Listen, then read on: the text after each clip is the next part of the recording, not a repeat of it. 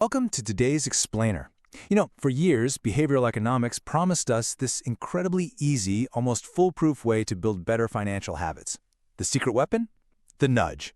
But a pretty fascinating shift is happening right now. It turns out the era of easy behavioral economics might actually be over. Why? Because our brains are literally staging a rebellion. Okay, let's dive into this. I want you to think about your daily digital interactions for a second. When you encounter a pre-selected tip amount on a screen, or one of those automatic subscription renewals, are you being gently guided toward a better choice? Or are you actually being subtly manipulated? It's a massive question we all need to be asking right now, because your digital environment is absolutely loaded with these hidden prompts. To really understand this rebellion, we kind of have to define the battlefield first. Nudging is essentially the practice of subtly altering choice architecture to effortlessly guide people towards better decisions, without any actual coercion. We're talking about small, low-cost tweaks, like making retirement savings the default option, or slapping clear, color-coded labels on energy-efficient appliances. And look, for a long time, these tricks were hailed as an absolute game-changer for improving our health and our wealth. But here's the fundamental problem. Our brains are incredibly adaptive, right? We aren't just passive receivers of information. When we finally realize we're being nudged by these invisible tricks, the whole magic trick is revealed. The wand just snaps, and suddenly the nudge completely loses its power. Which brings us right to nudge fatigue. This is that exact moment a nudge loses its power, leaving us with this lingering, frustrating feeling of being manipulated. And you might be wondering, why now?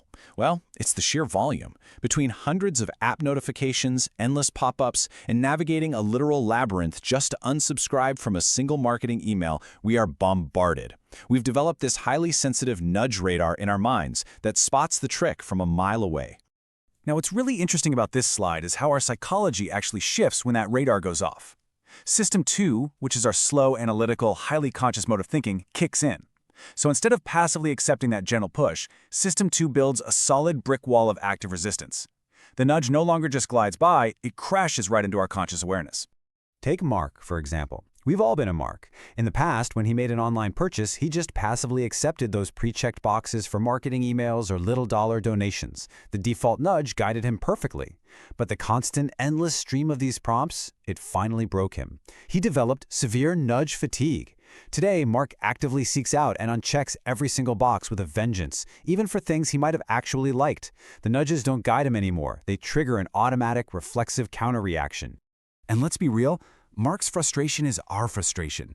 The line between a genuinely helpful nudge and an annoying, manipulative trick is blurring so rapidly. Because our nudge radar is fully activated, we're hyper-aware that our digital environment is heavily engineered to shape our choices. So, the crucial point is, how do we move beyond this fatigue to achieve lasting financial change? Well, the solution is a framework called conscious choice architecture, which takes 3 active steps. First, identify the default. Literally ask yourself, what happens if I do nothing? Second, evaluate the intent. Who is this default really benefiting? You or the provider? And third, design your own defaults. You automate your savings yourself, or you intentionally set up friction points to stop impulsive purchases. You become the architect. And this brilliantly illustrates how we can take our power back right now with 3 actionable takeaways. Number 1, employ the reverse nudge. If a company sets a default you don't like, actively change it to reclaim your choice. Number 2, practice mindful consumption by simply taking a pause before significant decisions to ask if you're being influenced. And number 3, educate your inner circle. Share this so they can spot these traps too. Okay, we've talked about the theory, and we've definitely talked about Mark, but let's make this personal for a second. I want you to truly reflect on your own recent financial interactions with a really quick self-test. Question 1. Think back over the last week. Have you recently made a decision, maybe signing up for a free trial or accepting a suggested tip on a screen, simply because it was the easy or default option presented to you? Just think about that for a second. Question 2. Do you feel overwhelmed by the sheer number of prompts, notifications, and pre-checked boxes you encounter every single day? Because if you're feeling that intense digital exhaustion, you're in the exact same boat as Mark.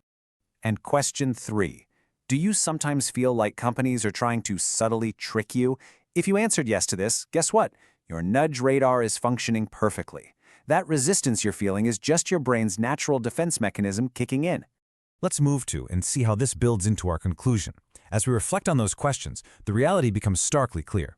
The era of effortless financial improvement through simple, gentle nudges, it might be waning. The tricks that worked beautifully a decade ago simply bounce right off a highly aware, deeply fatigued population. But here's what I really want you to take away today. This fatigue is not a setback. It is a massive opportunity. Because the effortless tricks don't work anymore, it actually forces a deeper, much more conscious engagement with our financial lives. You can't rely on the environment to guide you anymore, which means you have to step up and take the wheel. So the real question is, now that you finally see the strings, what are you going to build with your newfound control?